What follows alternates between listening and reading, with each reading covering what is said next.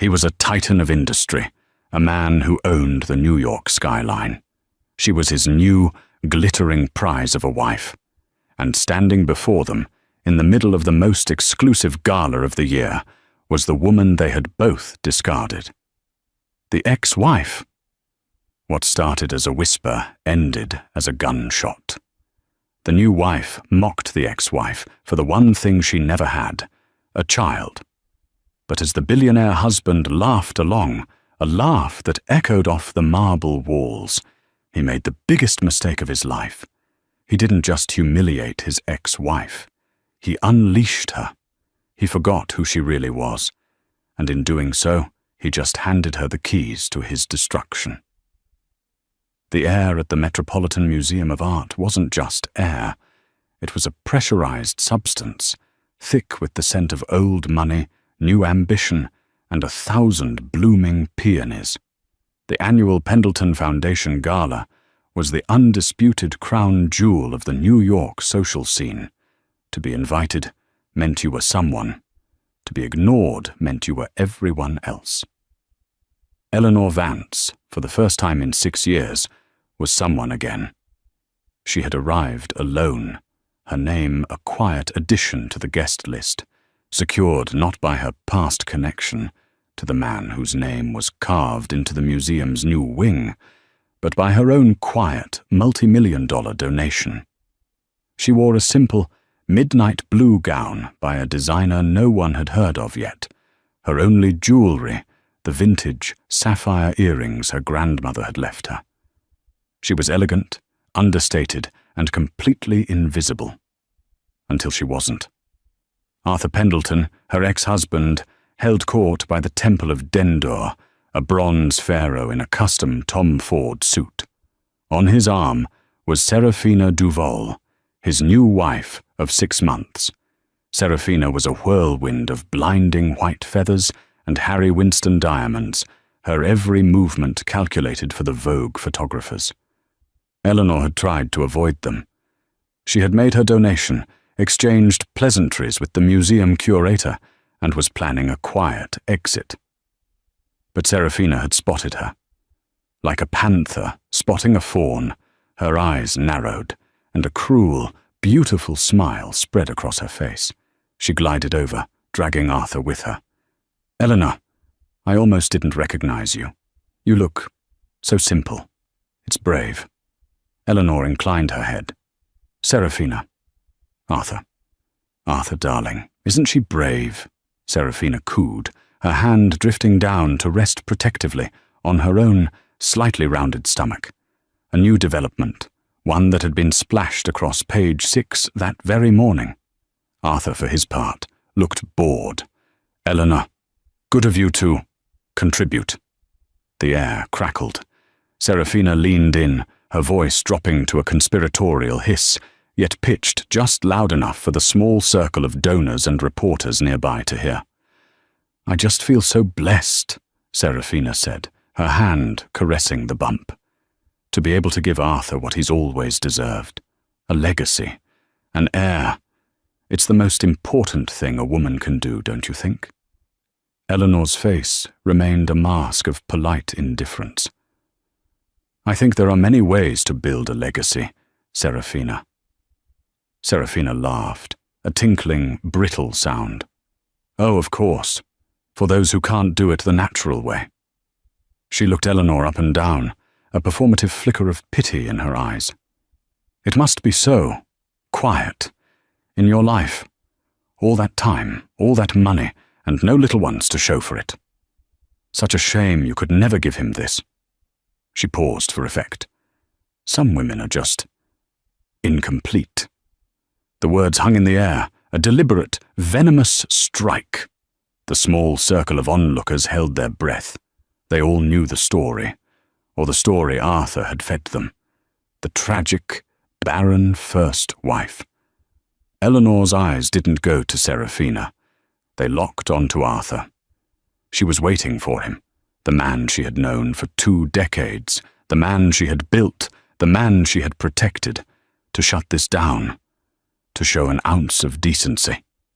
Arthur Pendleton met her gaze, a flicker of something in his eyes. Annoyance? No, it was recognition. And then he did the one thing that sealed his fate. He chuckled. It was a small sound, a dismissive, patronizing huff of air.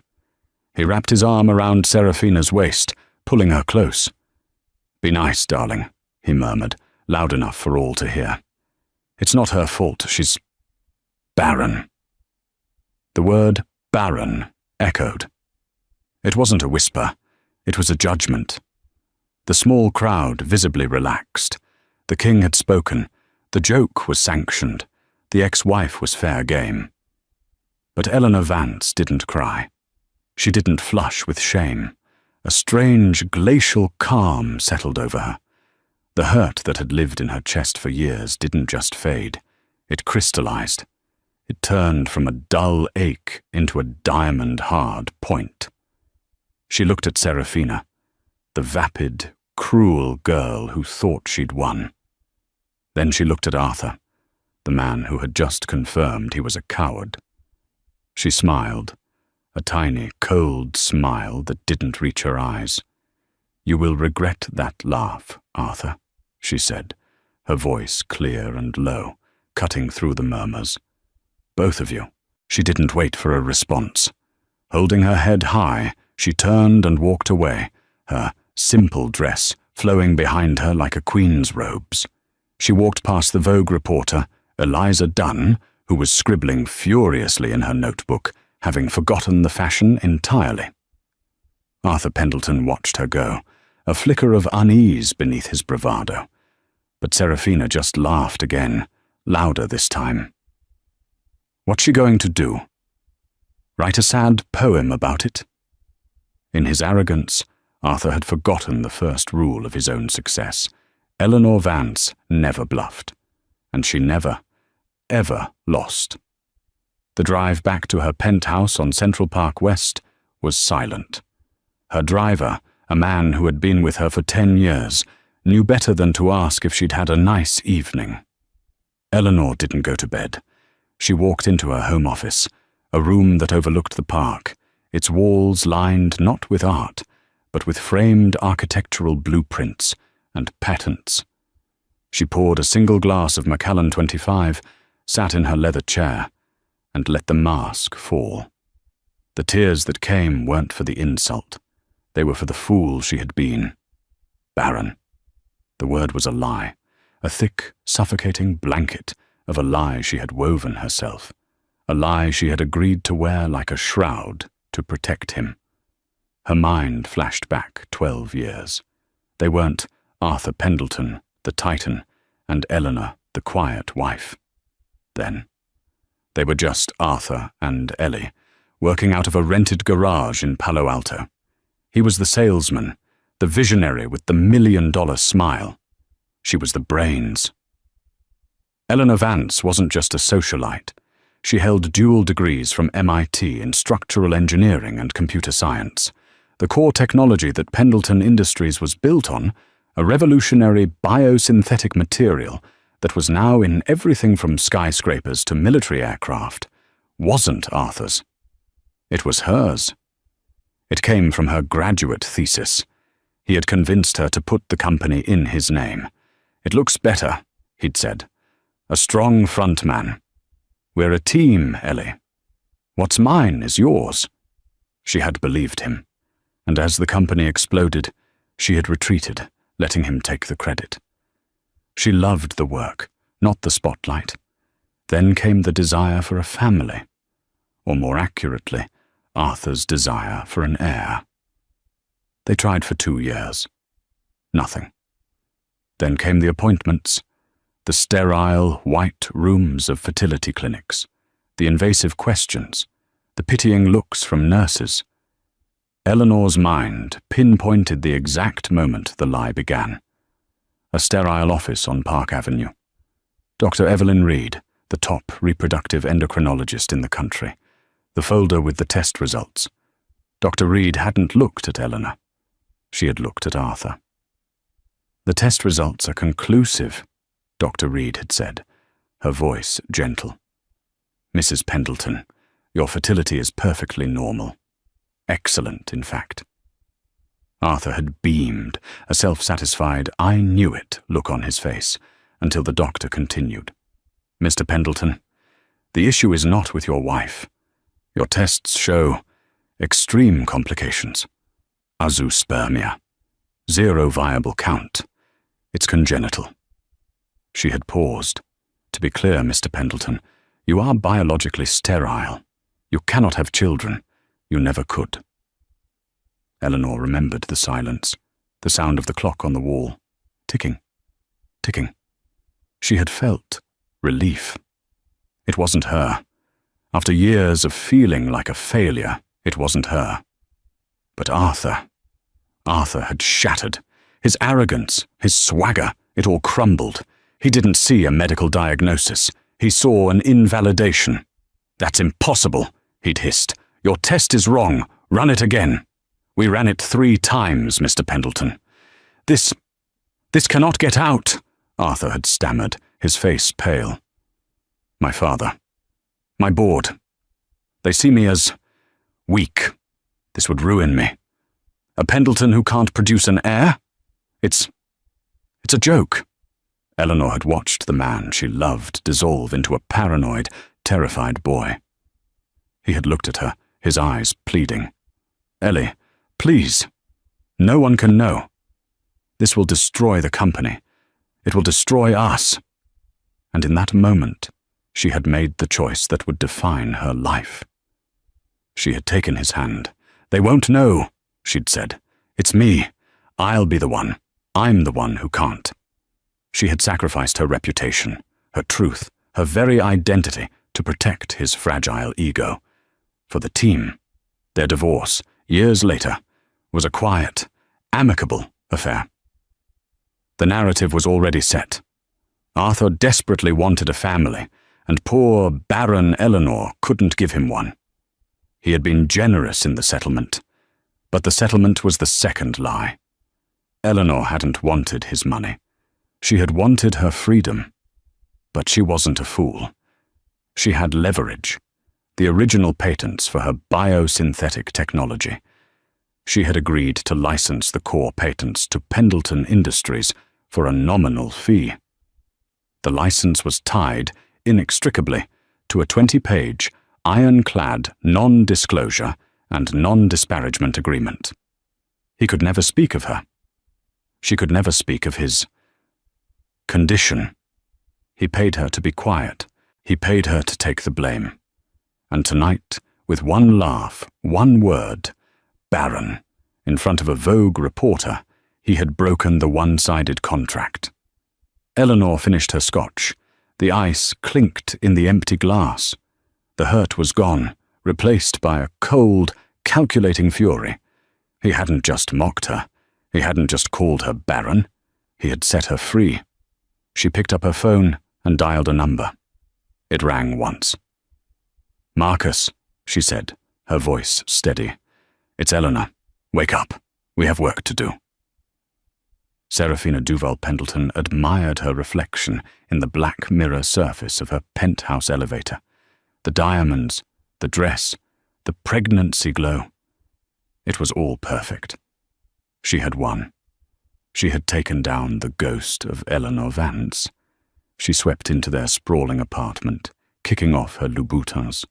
Arthur was already at the bar, pouring a stiff brandy. "Well, that was fun," Seraphina trilled, kissing his cheek. "Did you see the look on her face? I thought she was going to turn to dust." "You laid it on a bit thick, don't you think?" Arthur grumbled, not looking at her. The unease he'd felt at the gala was growing. Eleanor wasn't reactive. Her quiet, "You will regret this," felt less like a threat and more like a weather forecast. "Nonsense, darling," Seraphina said, running her hands over his shoulders.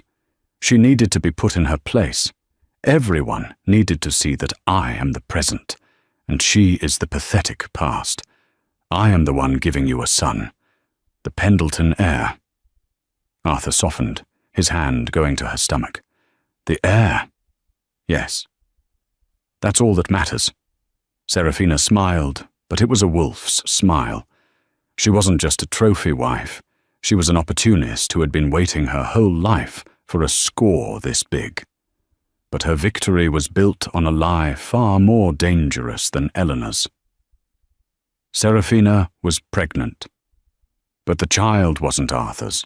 The real father was currently sitting on the board of Pendleton Industries, watching his cousin with a hungry patience, Julian Pendleton, Arthur's younger, sharper, and far more ruthless cousin. Serafina's affair with Julian had started 6 months before she'd even met Arthur. Julian was her long-term plan. Arthur was just the shortcut. The plan was simple and brutal. Julian knew Arthur's secret. He'd been digging for years, looking for leverage, and he'd found a disgruntled former assistant who remembered the hushed-up medical crisis years ago.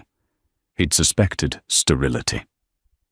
"You're the Trojan horse, Serafina," Julian had told her in a stolen moment at their Hamptons estate. "Get him to marry you. Get pregnant with my child.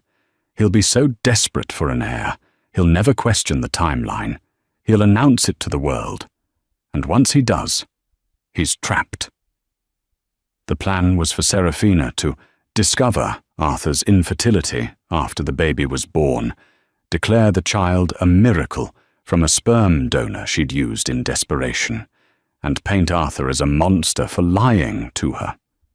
In the ensuing chaos, Julian would trigger a no-confidence vote at the board, using Arthur's fraud as leverage, and take over the company. The baby, his baby, would be the true Pendleton heir, and he and Serafina would control the entire fortune. But tonight, Serafina had gotten cocky.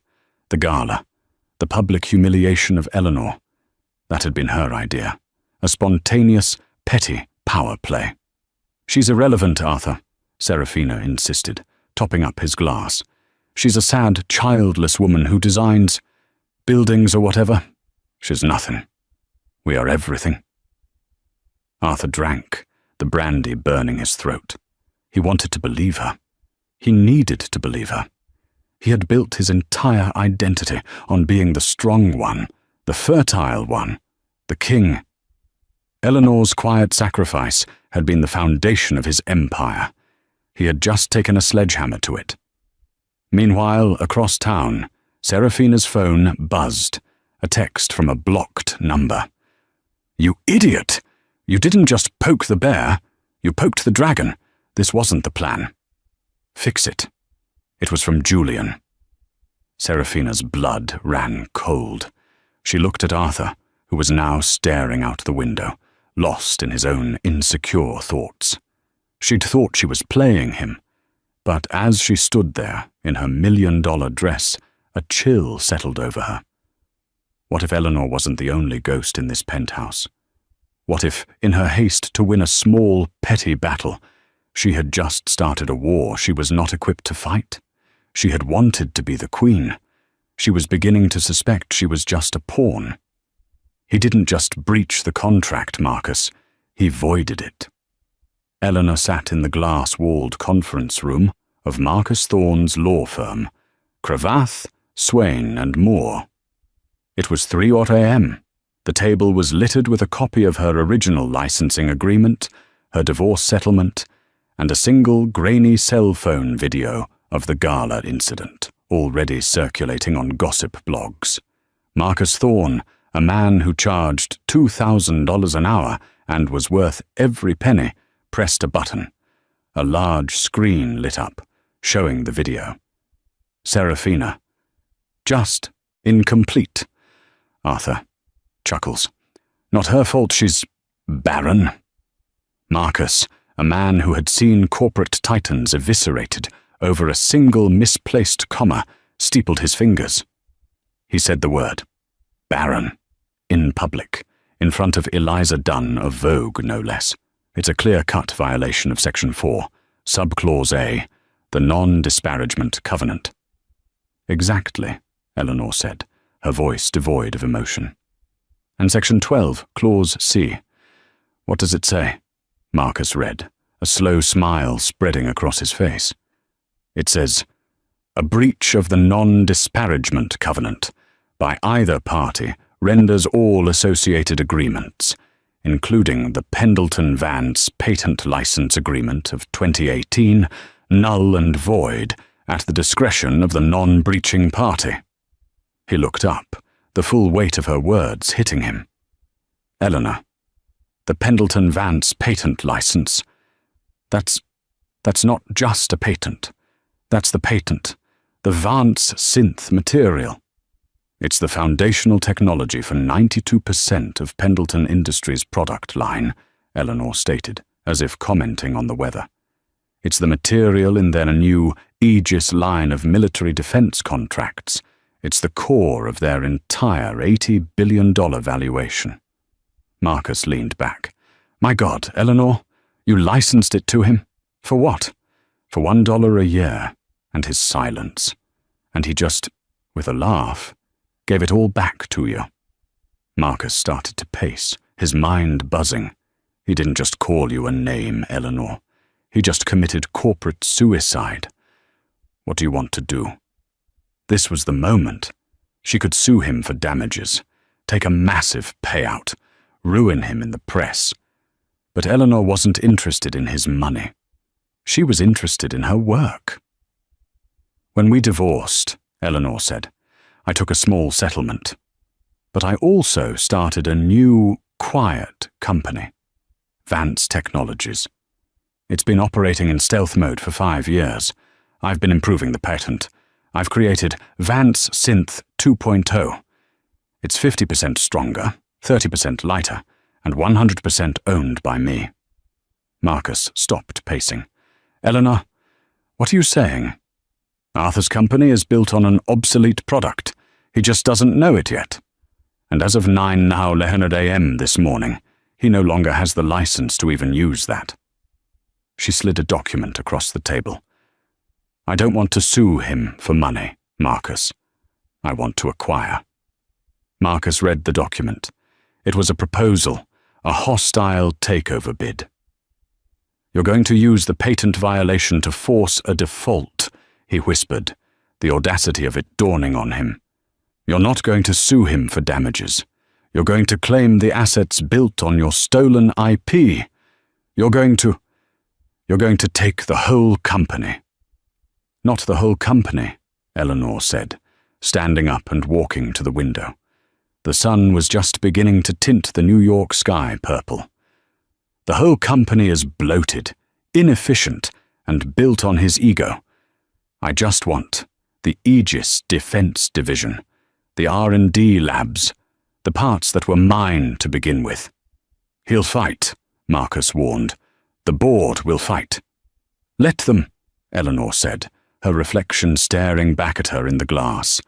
They're about to find out their entire empire is built on a foundation that I am about to revoke. Send the first letter at 8:00 a.m., a cease and desist to all Pendleton Industries factories, effective immediately for patent infringement. That will shut down their global operations. The stock will— Yes, it will, Eleanor said. And a second letter, she continued, to the board of directors. An emergency meeting tomorrow. Tell them, Ms. Vance has a proposal to save them from the ruin their CEO just caused. Marcus looked at the woman before him. This wasn't the quiet, barren ex-wife the world thought they knew. This was an architect, and she had just drawn up the blueprints for the most brutal, elegant execution he had ever seen. He shouldn't have laughed, Eleanor, Marcus said. No, Eleanor agreed, watching the city wake up. He shouldn't have. The first tremor hit at 9:01 a.m. Arthur Pendleton was in his private gym when his phone began to vibrate so violently it nearly fell off the treadmill. He ignored it. It was his COO, Robert. Robert could wait. The second tremor hit at 9:15 a.m. when he walked onto the trading floor of his own company. The atmosphere was a tomb. The massive ticker on the wall, usually a sea of green, was a waterfall of blood red. PDN, 2250. PDN 3175. PDN 4010. What the hell is going on? Arthur roared, grabbing the nearest analyst. We don't know, sir, the young man stammered. A cease and desist just hit the wire. All our manufacturing plants. China, Germany, Texas. They're shutting down. It's a patent dispute. The stock, it's in free fall. Patent dispute? With who? That's the thing, sir, the analyst said, his face white. The filing, it's from Vance Technologies. We don't know who that is. But Arthur did. He didn't run to his office. He teleported. He slammed the door, his hands shaking. Vance! It couldn't be. She didn't have. She wasn't. His private line rang. It was Marcus Thorne. You can't do this, Eleanor! He bellowed into the phone, skipping the pleasantries. This is insane! You'll destroy us! You'll destroy yourself! Your stock is tied to this! Marcus Thorne's voice was impossibly calm. Good morning, Arthur. I'm afraid Miss Vance is no longer a shareholder. She divested her remaining shares over 6 months ago, at peak value. Smart, really. It's as if she knew an unstable element might compromise the company's integrity. You... Arthur couldn't breathe. She's bluffing. It's a shakedown. How much does she want? 10 million? 100? Miss Vance is not interested in your money, Arthur. She's interested in her property. The cease and desist is real. You have 24 hours to halt all production using her intellectual property, which, as I recall, is all of it. Or the federal marshals will do it for you. She can't. That license, it was ironclad. It was, Marcus agreed pleasantly, until you stood up at a party full of reporters and breached the non-disparagement clause, calling your ex-wife Baron? Tisk, tisk. Not just cruel, Arthur. Catastrophically expensive. The board has been notified. They'll be meeting tomorrow at 10:15 a.m. I'd advise you to attend. The line clicked dead. Arthur slumped into his chair. Baron. One word, one laugh. The third tremor hit at noon. Eliza Dunn's piece for Vogue dropped online. It wasn't a gossip column. It was a character assassination. It was titled, The King's Laugh, How Arthur Pendleton's Hubris Just Cost Him an Empire. It didn't just report the insult. It analyzed it. It painted Serafina as a cheap, cruel usurper. It painted Arthur not as a king, but as a weak, pathetic man who hid behind his new wife's skirts while he mocked the woman who had built his kingdom. It recontextualized everything. Suddenly, all the old barren wife stories looked like what they were, a misogynistic smear campaign. By 2 p.m., PDN stock was halted. The company had lost 40% of its value. Billions. Wiped out. The fourth tremor was personal. He stormed back to the penthouse. Serafina was in the lounge, on the phone with her publicist, screaming. What do you mean Vogue won't take my call? I'm... Get out, Arthur whispered, his voice shaking with a rage so cold it terrified her. What? Arthur, darling, it's just a silly article.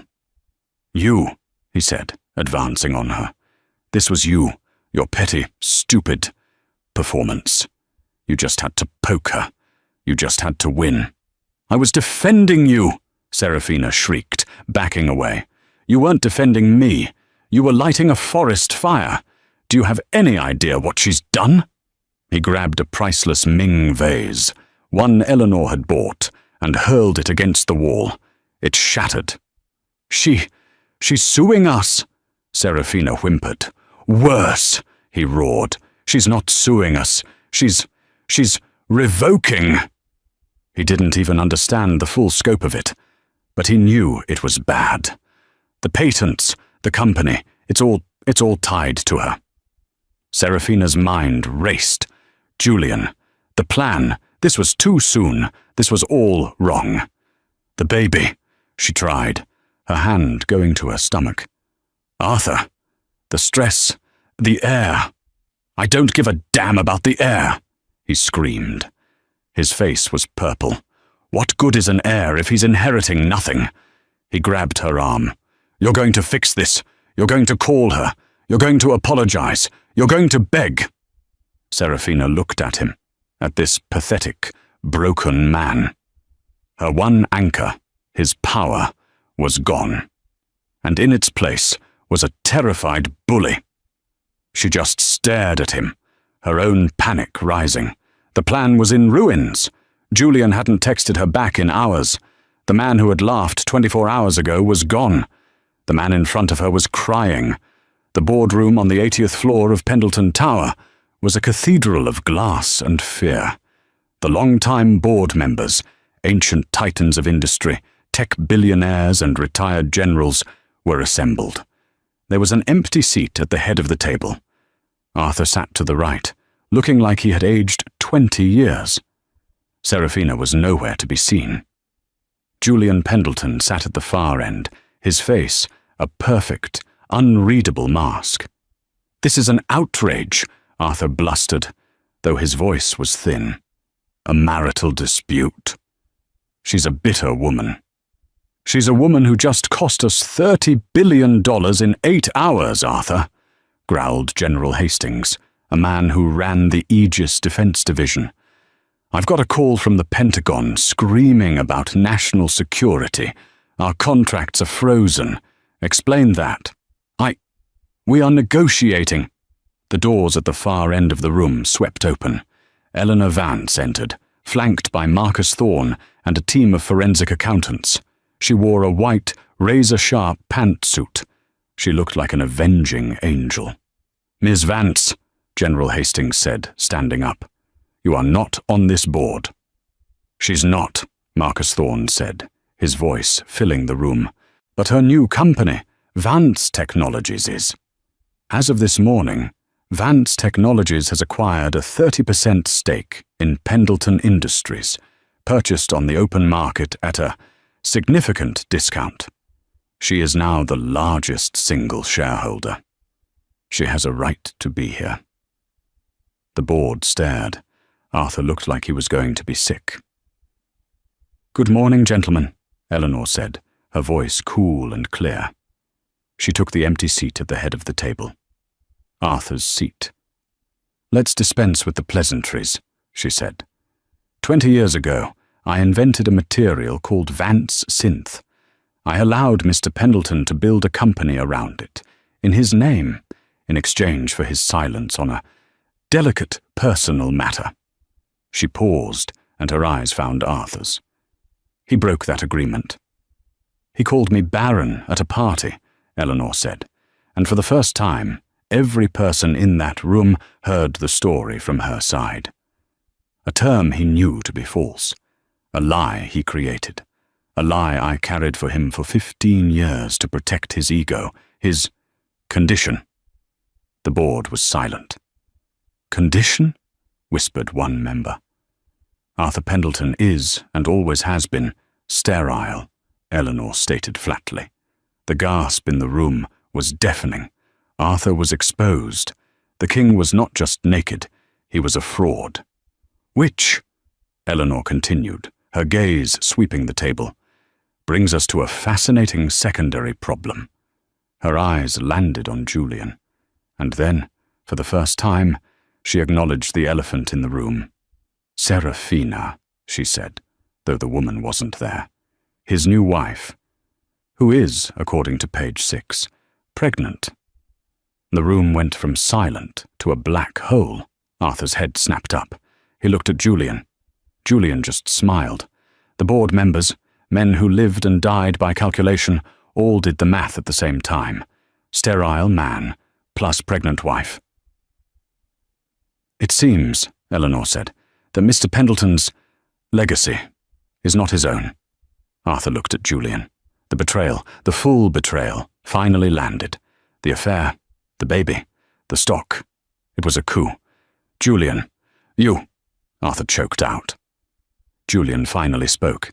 "It was a good plan, Arthur, but you got sloppy. You let your ego get in the way." "So," Eleanor interrupted, reclaiming the room, "here is the situation. Your CEO is a fraud, his heir is an imposter, and your entire company is guilty of mass patent infringement. As of now." She clicked a button. The main screen lit up. "This," she said, "is Vance Synth 2.0. It's the technology I've been perfecting. It's what the market really wants. It makes the material you're all using obsolete." She offered them a choice. Option A, you do nothing. My cease and desist holds. Pendleton Industries is bankrupt by Friday. You all lose everything. I build my company on your ashes. She paused. Option B, you vote. Right now. You remove Arthur Pendleton as CEO. You remove Julian Pendleton from the board. I don't work with traitors. You give me a controlling interest. 51%. You make me chairwoman and CEO. In exchange, I will license Vance Synth 2.0 to this company. I will save the Aegis contracts. I will save your fortunes. General Hastings didn't hesitate. All in favor of the removal of Arthur Pendleton? Every hand went up, except Julian's and Arthur's. All in favor of the removal of Julian Pendleton? Every hand. All in favor, the General said, of instating Miss Eleanor Vance as chairwoman and CEO. The vote was unanimous. Arthur Pendleton just sat there, a hollow shell. He had lost his company, his wife, his fake child, and his legacy, all for a laugh. Eleanor stood up. "Thank you, gentlemen. The new era of this company begins now. My team is securing the 80th floor. Arthur, Julian, security will escort you out." Eleanor walked over to Arthur, who was staring blankly at the table. She leaned in, her voice a whisper only he could hear. "Who's incomplete now?" The fallout was not a wave. It was a tectonic shift. The boardroom execution was so swift, so silent and so brutal that by the time the markets reopened, the narrative was already set. The Wall Street Journal ran a stark, black-and-white headline. "Pendleton out, Vance in, the architect reclaims her throne." The story, which had been fed by Marcus Thorne's perfectly prepared press kit, complete with the original patent license and a copy of the Gala's non-disparagement clause, was not a story of gossip. It was a story of corporate malfeasance, intellectual property theft, and the ultimate righteous correction. The city, and the world, was stunned. But for the players at the center of the storm, the end was only the beginning.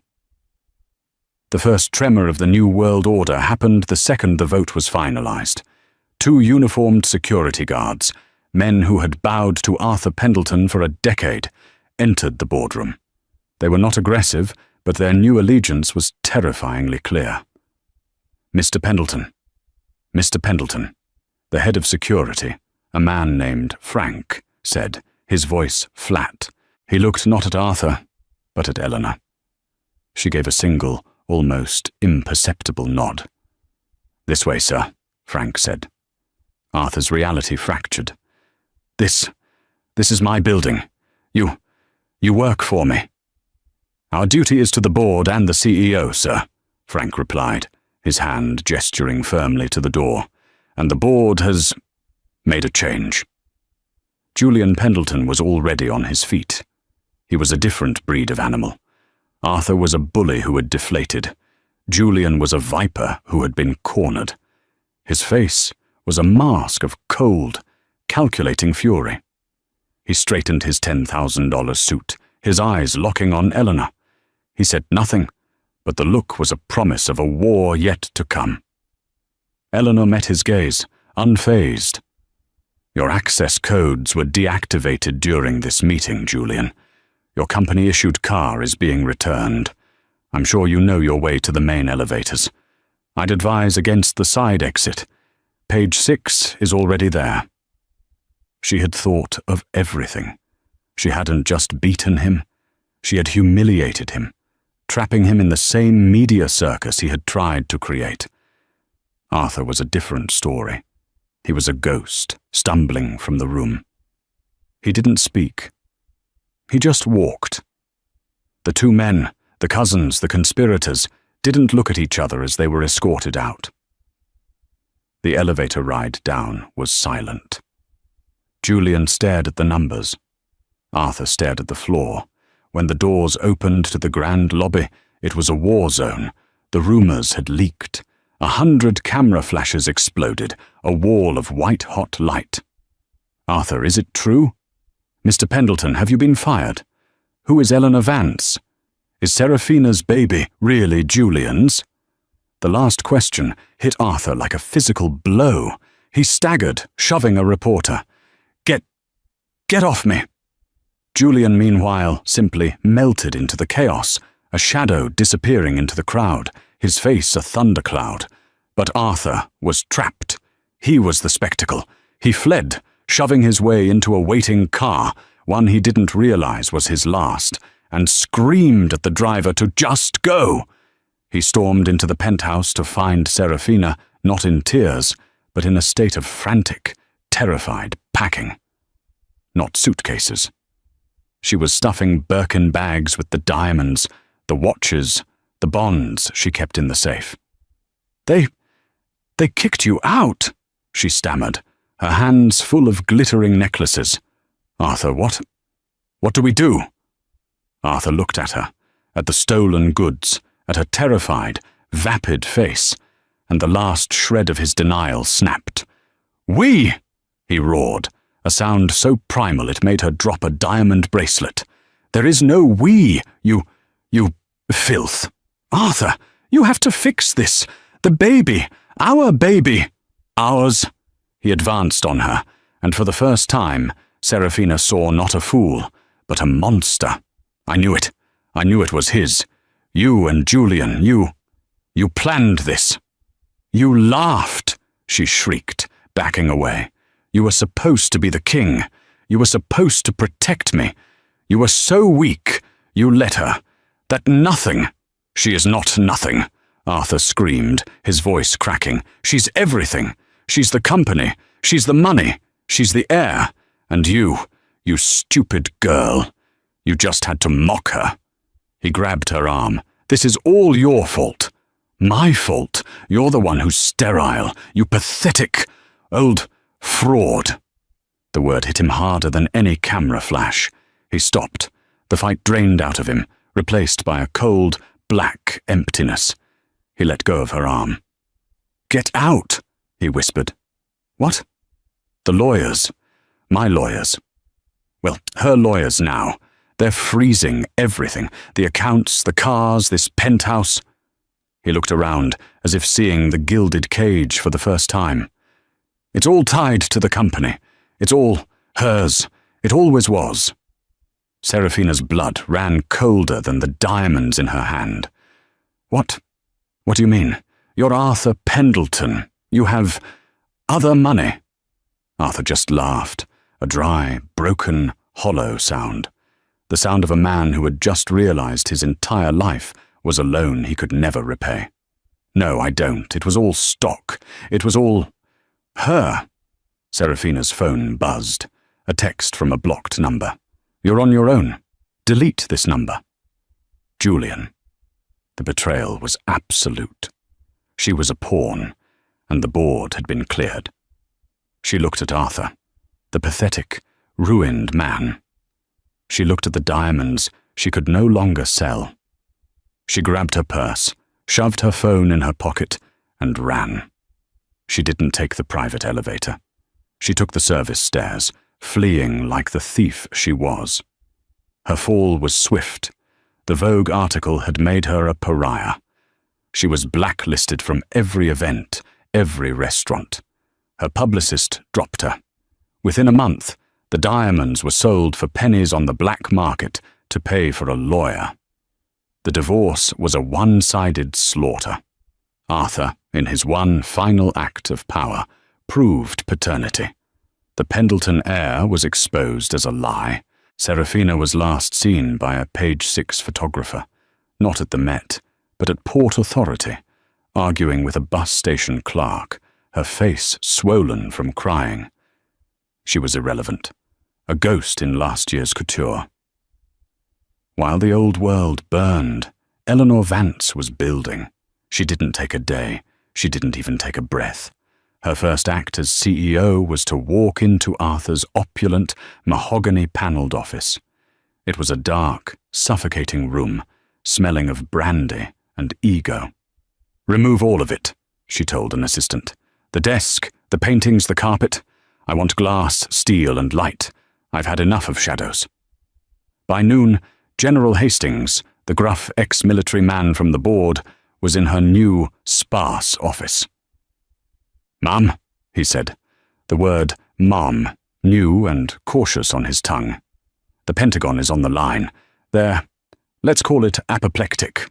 Our Aegis contract is in jeopardy. They're talking about pulling it." "They're afraid, General.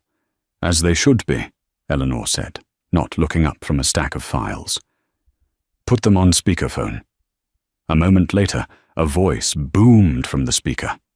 "Who in the hell is this? Who is Eleanor Vance? You've just compromised national security, ma'am." Eleanor leaned forward. "This is Chairwoman Vance, Admiral, and what I've done is saved national security." "What the hell is that supposed to mean?" "It means that for 10 years, Arthur Pendleton has been selling you a Ford Model T and calling it a rocket ship. The Vance synth material he was licensing from me was my prototype. It's obsolete." Silence. "As of this morning," Eleanor continued, "Vance Pendleton Industries is halting all production on the old Aegis line. We are retooling. In 1 week, my R&D team will present the Pentagon with Vance Synth 2.0. It's 50% lighter, 300% stronger, and radar invisible. It's the material you thought you were buying. It's the material I've been perfecting for the last 5 years, while Mr. Pendleton was at Garlus." More silence. The Admiral was stunned. You have this?" "It's ready," he stammered. "I don't make promises I can't keep, Admiral. You'll have the new specs by 5 o'clock, and you'll find our new bid is 10% cheaper, as we're no longer padding the budget for executive luxuries. It's a pleasure to do business with you." She cut the line. General Hastings stared at her. He had served with presidents, with kings. He had never seen anything like this. A slow smile spread across his face. He was a soldier. He recognized a true commander. "Welcome aboard, ma'am," he said. And this time, he meant it. Months passed. The company, under her leadership, didn't just stabilize, it soared. The engineers and designers, who had been stifled under Arthur's sales-first mentality, were unleashed. They worshipped her. She spoke their language. She was one of them. Forbes put her on the cover. The trillion-dollar architect, the woman who built, was betrayed and built it better. But as her star rose, the others found their final, fitting hells. Julian Pendleton found his in exile. He was rich, yes. The buyout, though forced, had left him with billions. But Eleanor's lawyers had been meticulous. The 10-year, ironclad non-compete he'd been forced to sign was a global masterpiece. He couldn't trade, he couldn't build, he couldn't sit on a board. He was last spotted in Geneva, a man with all the money in the world and nowhere to spend it, reduced to reading about Eleanor's triumphs in the Financial Times. For a man who lived for the game, he was now a permanent spectator. It was a prison of his own making. Arthur Pendleton found his in a glass. He had not, as Serafina had, disappeared. He had worse. He lingered. He was the butt of a city-wide joke. He was Baron Arthur, the man who had it all and lost it for a laugh. He still haunted the old bars of the Upper East Side, a ghost in a fraying Tom Ford suit, trying to get bartenders to run a tab he could no longer pay. He'd corner strangers, his breath sour with brandy, and slur, You know who I am? I built that city, and my barren, bitter ex-wife. She stole. But no one ever listened. He was a living relic, a monument to his own stupidity. And Eleanor? She was, for the first time, free. One afternoon, a year to the day after the boardroom execution, she received a call. It was Dr. Evelyn Reed, the endocrinologist. Eleanor, the doctor's voice was soft. I just read the Time magazine profile. Woman of the Year. I wanted to apologize for all those years. I was bound by ethics, by his threats. But I am so sorry I was part of that lie. Eleanor paused, looking out her new glass-walled office at the city that was now truly hers. Evelyn, she said, her voice warm. You were not part of his lie. You were the only person in that room who told me the truth. You have nothing to apologize for. Still, what he did, what he called you. It's just a word, Evelyn, Eleanor said, and it has no power anymore.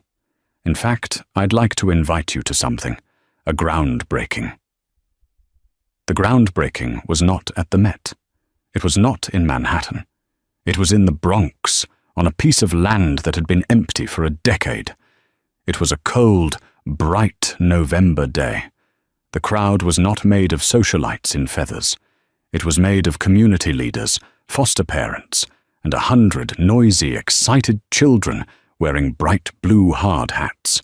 Dr. Reed was in the front row. So was General Hastings. So was Marcus Thorne. Eleanor Vance took the podium. She wore an elegant, practical wool coat, her hair pulled back. She looked happy. After her speech about the new building, a reporter called out. It was Eliza Dunn, the Vogue reporter from the gala. She wasn't snide now. She was humbled. Miss Vance, she called out. Eliza Dunn, Vogue. A year ago, I watched you be humiliated. Now you stand here as the most powerful woman in New York. You've rebuilt an empire. You've launched a new age of technology. But I have to ask, after all this, do you ever regret it? Not having a family? Not having children of your own? The crowd hushed. This was the question, the one that had defined her. Eleanor smiled, a genuine, bright, unshakable smile. She walked to the front of the podium, her eyes finding the children in the front row. Thank you for that question, Eliza, she said, her voice clear and carrying in the cold air. It's a question that has followed me my entire life, in whispers, in pitying looks, and at parties, in very loud, cruel jokes. She looked at the crowd. For 15 years I lived in silence. I allowed a narrative to be written for me, a story of what I lacked, a story of being incomplete, a story of being barren. I did it to protect a man's fragile ego. I did it because I thought that was loyalty. I was wrong. My ex-husband, and men like him, they believe a legacy is a simple, primal thing. It's blood. It's a name. It's a son. They believe a woman's value is tied only to what she can produce. They are tragically mistaken. She spread her hands, gesturing to the blueprints for the building behind her. A legacy is not about producing. It is about building. A true legacy is not about what you leave behind in your blood. It is about what you leave behind in the world. It's about the foundations you lay for others. Today we are standing on what was once called barren ground. It was overlooked. It was underestimated. It was forgotten. She smiled. It has a lot in common with me.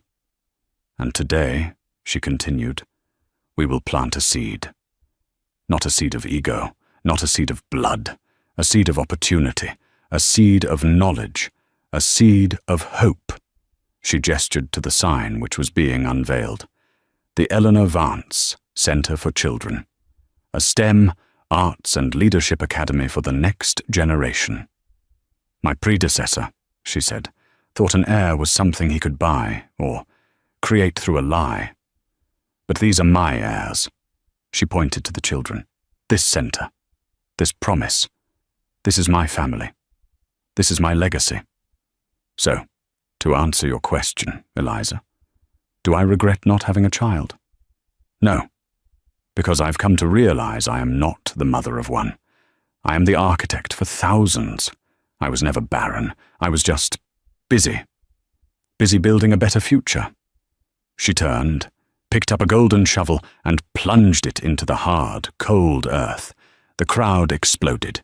The camera flashes this time were not for a scandal. They were for a beginning.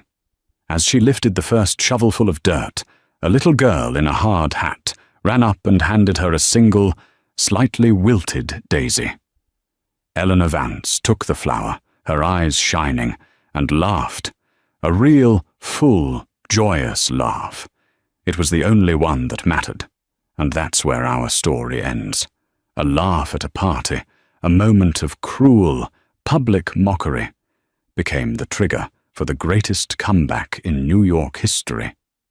The new wife, who thought she had it all, learned that a baby isn't a weapon, it's a person.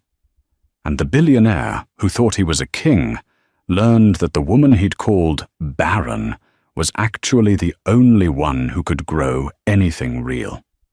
Eleanor Vance proved that a legacy isn't about what you produce, it's about what you build. What did you think of Eleanor's ultimate revenge? Was it justice, or was it cold-blooded? Let me know in the comments below. Thank you for watching. If you loved this story of karmic retribution and triumph, please show your support. Hit that like button, share this video with someone who needs to see a good comeback, and most importantly, subscribe to the channel so you never miss a story. We have new dramas coming every week.